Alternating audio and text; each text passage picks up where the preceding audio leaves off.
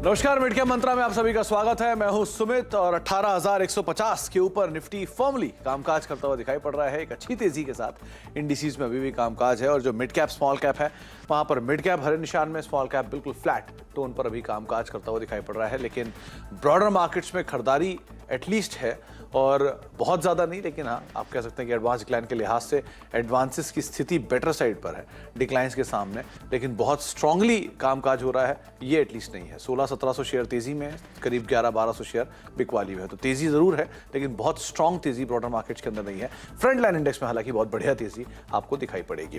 बातचीत करेंगे हम प्रकाश सर से, हमारे साथ मौजूद हैं। गावा सर से हम बातचीत करेंगे इंडेक्स को लेकर, उनकी राय समझेंगे, इंडिविजुअल कॉल से बातचीत करेंगे और साथ ही साथ कुछ और अहम खबरों के ऊपर भी चर्चा करेंगे। हमारे साथ कुछ ही देर में न्यूजन की मैनेजमेंट भी मौजूद होगी जिनसे हम नंबर्स के ऊपर चर्चा करेंगे, लेकिन पहले देख लेते हैं हेडलाइंस। जापान से आई अच्छी खबरों के बीच भारतीय बाजारों ने भरा जोश। निफ्टी 18,150 के पार, निफ्टी बैंक 250 अंक ऊपर। एचडीएफसी बैंक, आईसीआईसीआई बैंक ने सबसे ज्यादा मदद। बैंक ऑफ जापान ने अपनी मॉनेटरी पॉलिसी में नहीं किया कोई बदलाव। मेटल में दूसरे दिन अच्छी तेजी, एफ&ओ के टॉप गेनर्स में सबसे ज्यादा मेटल शेयर। सीएलएसए ने टाटा स्टील, जीएसपीएल, हिंडाल्को और जेएसडब्ल्यू स्टील के लक्ष्य बढ़ाए। कहा चीन में तेज रीओपनिंग से मेटल सेक्टर के लिए बड़ी राहत। कमजोर नतीजों के बाद 4% से ज्यादा टूटा डेल्टा कॉर्प का शेयर। कंपनी के मार्जिन पर दिखा भारी दबाव, आज वायदा बैन में है शेयर। उधर आईसीआईसीआई लोम्बार्ड भी नतीजों के बाद करीब 4% तक फिसला। कंटेनर कॉर्प के विनिवेश की गाड़ी आगे बढ़ी। सूत्रों के मुताबिक कॉनकॉर के ईओआई को अंतिम मंजूरी जल्द। 30 जनवरी को कैबिनेट सचिव की अगुवाई में बैठक संभव। विदेशी कंपनी, विदेशी फंड को मिल सकती है छूट। सीएनबीसी आवाज की एक्सक्लूसिव। महंगे वैल्यूएशन और बड़े निवेशकों की बिकवाली की चिंता में नायका में तेज गिरावट जारी। पिछले एक हफ्ते में शेयर 20% तक टूटा, ऊंचाई से करीब 70% तक वैल्यू साफ। बीईएल और ईसीआईएल से नई ईवीएम खरीदेगी सरकार। कैबिनेट ने दी मंजूरी। M2 M3 ईवीएम और वीवी पैट को अपग्रेड करने में खर्च होंगे 1335 करोड़ रुपए।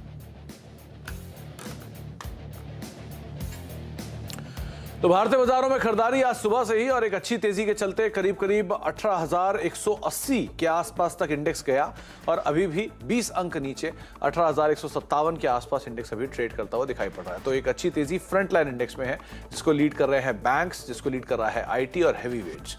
HUL नंबर से पहले तेज है। टीसीएस में एक अच्छा मूव है, DI के आसपास कामकाज हो रहा है।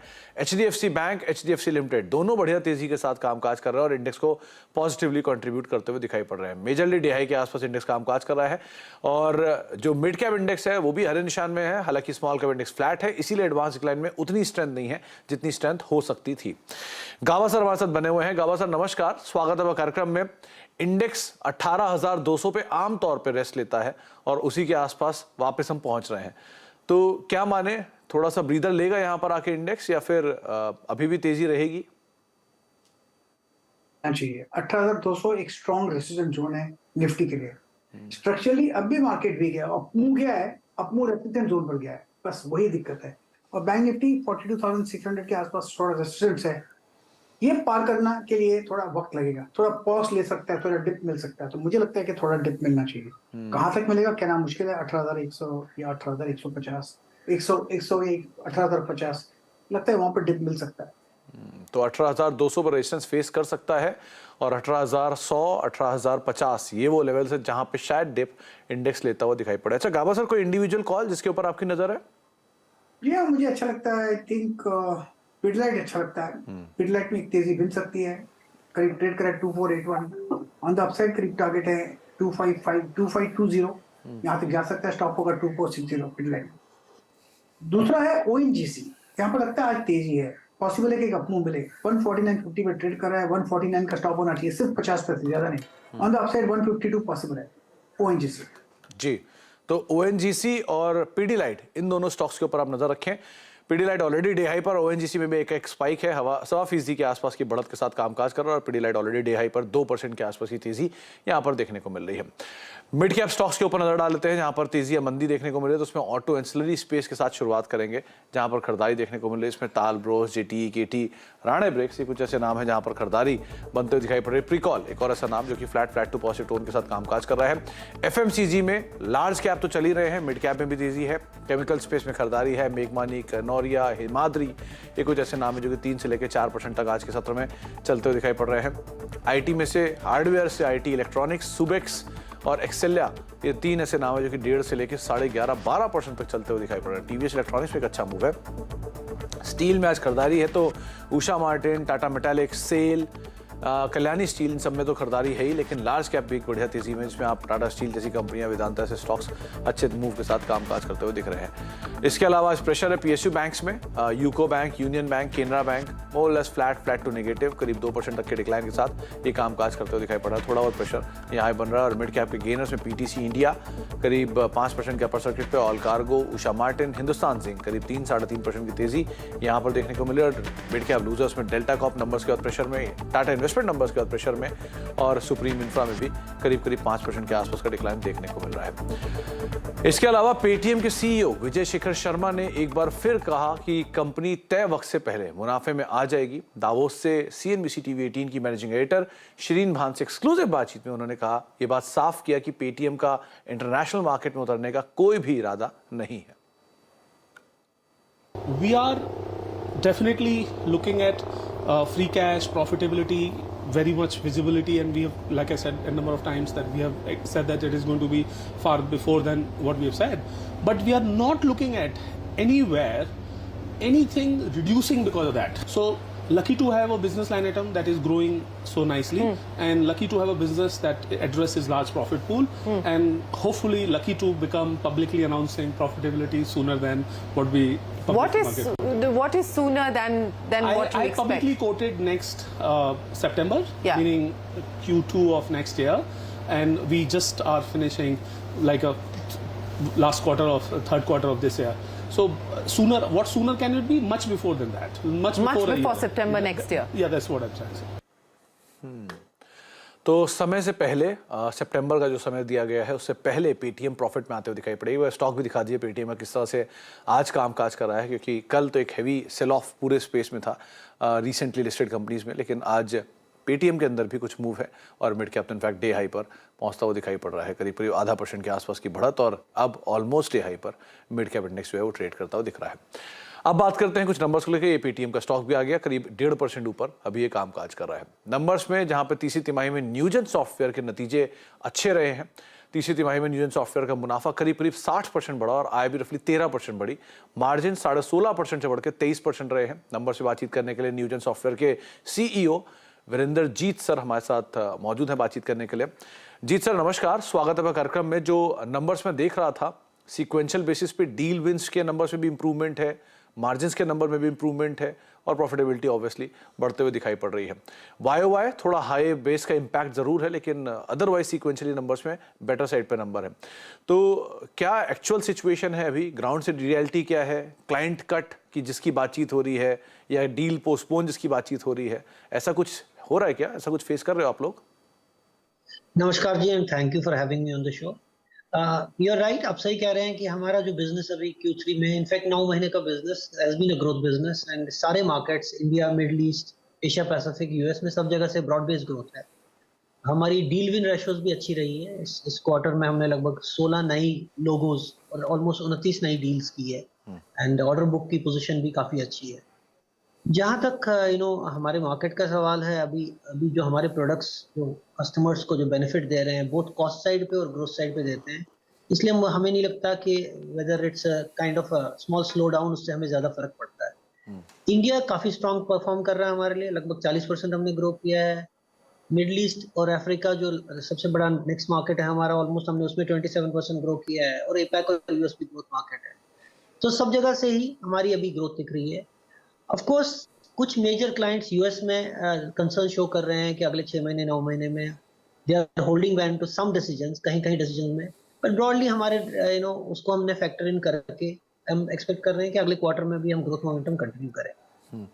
जीत सर, एक चीज़ और, आपने कहा कि यूएस और जो क्लाइंटेल है यूएस का, उसमें थोड़ा डीप कट की बातचीत है, तो क्या रेवेन्यू जनरेट आप करते हो यूएस मार्केट से, क्या क्लाइंट साइज है वहाँ पर, और दूसरा क्या यूके के मार्केट्स में भी कोई कंसर्न आप फील कर रहे हो या फेस कर रहे हो, वहाँ से क्या रेवेन्यू आता है? सी हमारा लगभग यूएस का रेवेन्यू 26-27% पे है, so it's not a major और काफी डाइवर्सिफाइड रेवेन्यू है हमारा। कोई मतलब हमारी बिजनेस जो है स्लाइटली लाइसेंस बिजनेस है, हम आईपीआर बेचते हैं, तो सर्विस बिजनेस पे जनरली कट्स होते हैं ज्यादा, पर आईपीआर बिजनेसेस पे हम इवन डाउन साइकिल्स में कॉस्ट ऑप्टिमाइजेशन के लिए हमारे प्रोडक्ट्स यूज होते हैं ग्लोबली, तो इसलिए हमें ज्यादा फर्क नहीं पड़ता। 26% बिजनेस मेजर है, पर हम देख रहे हैं जिस बेस पे हम बैठे हैं हम उससे ग्रो ही कर पाएंगे अगले साल।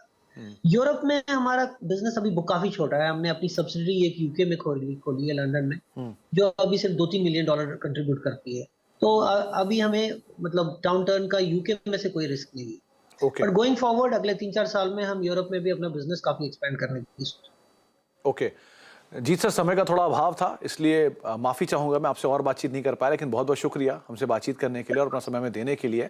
करीब 5% ऊपर न्यूजन का स्टॉक अभी कामकाज कर रहा है, और ये तब है जबकि स्टॉक ऑलरेडी 10% का मूव पिछले कुछ दिनों में दिखा चुका है। तो बढ़िया तेजी नंबर्स के बाद डे हाई पर न्यूजन सॉफ्टवेयर का स्टॉक ट्रेड करता हुआ 415-416 पे ट्रेड कर रहा है। 5 दिन के चार्ट में और पिक्चर क्लियर होगी कि इस तरह से मोमेंटम से नंबर से पहले और नंबर के बाद पकड़ा है। ब्रेक का वक्त हो गया है, ब्रेक के बाद लौटते हैं और कुछ और अहम खबरें बजट से रिलेटेड उस पर बातचीत करते हैं। छोटे से ब्रेक के बाद।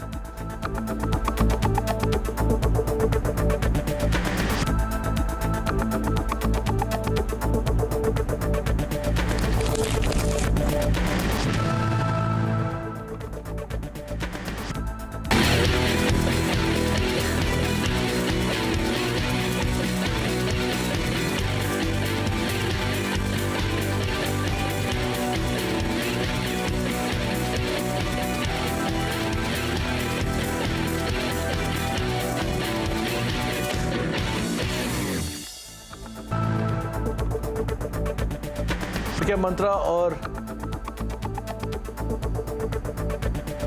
तो 14 दिन बाकी है 1 फेब को बजट, और उससे ठीक पहले ये काउंटडाउन आपकी स्क्रीन पे करीब 14 दिन बाकी है।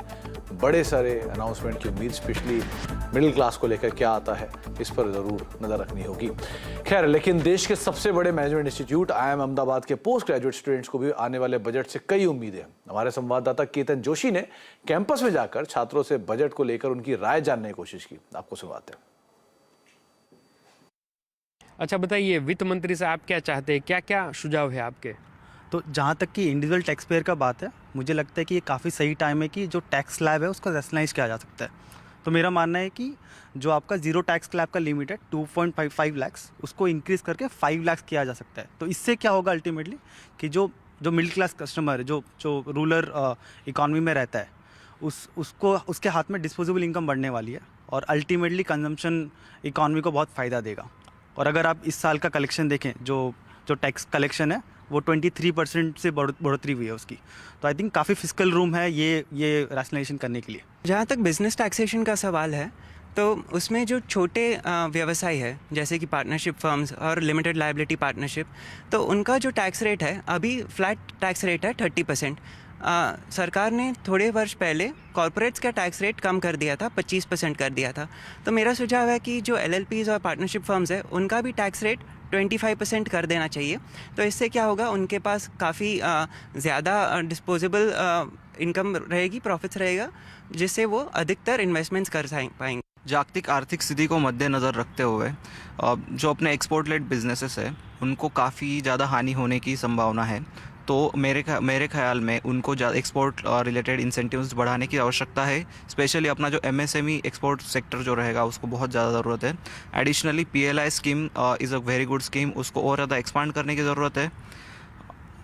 ऑल्सो और डाइवेस्टमेंट जो सेक्टर इंडिया में जो डाइवेस्टमेंट हो रहा है उसका जो परसेंटेज है वो रियलाइजेशन इज़ वेरी लो, उसको बढ़ाने की बहुत ज़्यादा आवश्यकता है। आई बिलीव कि इस साल अगर वो करेंगे तो physical headroom for infrastructure will be very high, तो वो बढ़ाने की बहुत ज़्यादा ज़रूरत है। Government rural housing and development पे फोकस करे, जिनका एक मल्टीप्लायर इफेक्ट होता है एम्प्लॉयमेंट पे, बिकॉज दूसरे इंडस्ट्रीज लाइक मेटल सीमेंट का भी डिमांड बढ़ता है। तो इसके थ्रू गवर्नमेंट एम्प्लॉयमेंट जनरेट करे, जिसके थ्रू डिमांड बढ़ेगा in rural areas. Along with this मेरा सुझाव ये रहेगा कि बिकॉज इंफ्रास्ट्रक्चर साइड हमें थोड़ा कैपिटल पुश करना है, तो गवर्नमेंट ATC के अंदर टैक्स फ्री इंफ्रास्ट्रक्चर बॉन्ड्स को इंक्लूड कर सकता है, जिससे हाउस होल्ड सेविंग्स भी इंफ्रास्ट्रक्चर सेगमेंट टुवर्ड्स डाइवर्ट हो सके। कोविड के बाद से 2 साल बाद जाके अब जाके सरकार एक स्ट्रॉन्ग पोजीशन में है कि अब वो हेडरूम बना सकती है, जैसे कि उनका टारगेट है कि 4.5% लेके जाना है इसको अगले 3 साल के अंदर। तो इस बजट में हम देख सकते हैं कि इसको एटलीस्ट 50 बेसिस पॉइंट से कट करेंगे अपने फिस्कल डेफिसिट टारगेट को, जो कि 6% से नीचे आएगा। तो अलग अलग छात्रों की क्या मांगे हैं वो आप सुन रहे थे। IIM से केतन ने सभी छात्रों से बातचीत की। इसके अलावा आप खिलाड़ी अपडेट के ऊपर नजर डाल लेते हैं। आशीष, रुचित और स्वाति तीनों खिलाड़ी इस हफ्ते हमारे साथ पार्टिसिपेट कर रहे हैं, जिसमें एक बड़ा फेरबदल हुआ था। इसमें रुचित ने लीड किया था, 7-7.5% के आसपास तक का रिटर्न का कुछ देर पहले तक पहुंचा था। अभी की सिचुएशन आपकी स्क्रीन पर आते हुए दिखाई पड़ेगी, जहां पर 8.5% के रिटर्न के साथ अब लीड कर रहे हैं रुचित, जिनके पास एक कॉल का स्कोप भी था। स्वाति 5.5% और आशीष के रिटर्न में कमी आई है, रफली 5% के आसपास रिटर्न अब पहुंच चुका है, पहले 6-6.5 तक पहुंच गया था। तो ये रिटर्न खिलाड़ियों का आपकी स्क्रीन पर एक कॉल का जो स्कोप था वो रुचित के पास जरूर दिखाई पड़ रहा था, जो फर्स्ट हाफ तक की एटलीस्ट सिचुएशन थी। सो फार रुचित लीड करते हुए दिखाई पड़ रहे हैं। ब्रेक का वक्त है। ब्रेक के उस पार आप हमारी खास पेशकश की तरफ जाएंगे, जहां पर बजट से पहले इंफ्रास्ट्रक्चर सेक्टर को लेकर क्या बातचीत है। JK लक्ष्मी सीमेंट के प्रेसिडेंट अरुण शुक्ला हमारे साथ मौजूद होंगे। बजट को लेकर उनकी विशलिस्ट क्या है, सीमेंट स्पेस को लेकर, इंफ्रा स्पेस को लेकर, रियल एस्टेट स्पेस को लेकर। एक छोटे से ब्रेक के उस पार। नमस्कार।